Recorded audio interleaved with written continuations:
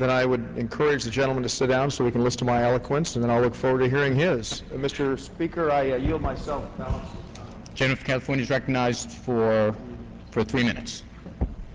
Mr. Speaker, on the eve of the Civil War, that great philosopher John Stuart Mill wrote, "War is an ugly thing, but it's not the ugliest of things.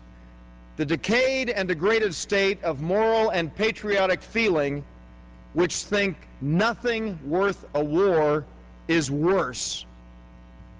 No one likes this war that we're in. As I said earlier, the President stood here just weeks ago, and in his State of the Union message, he said, "I wish very much that this war were over and that we had won." That's the goal. The goal is victory.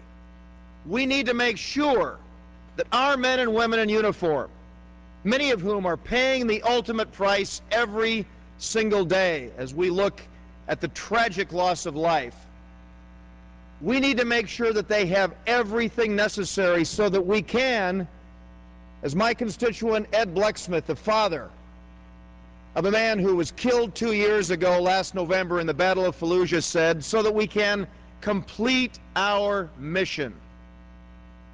Now, Mr. Speaker, I believe very fervently that you cannot support our troops without supporting their mission. This resolution that is before us, unfortunately, undermines the ability of our troops to complete their mission. And we've had some very thoughtful proposals that have come forward. We just had Mr. Wolf stand here and talk about the opportunity that was denied him to have a vote on the very important bipartisan work of that Iraq study group. Much of what the Iraq study group has done has been already implemented by this administration. But there's more that needs to be done, and Mr. Wolf was tragically denied an opportunity to even have a vote on whether or not we should support that bipartisan effort of the Iraq study group. We also had testimony last night, Mr. Speaker, from a man who just yesterday marked the 34th anniversary from being freed after 7 years as a prisoner of war in Vietnam, our colleague from Dallas, Texas, Mr. Johnson.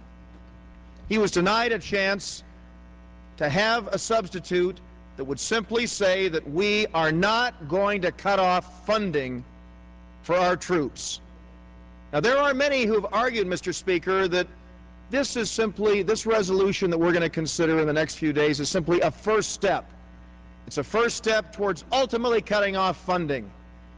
And, Mr. Speaker, I think that would be wrong, and that's why I'm urging defeat of the previous question, and when we do that, we will be making in order, when we defeat the previous question, an opportunity for us to say that we will not cut off funding for our men and women in uniform.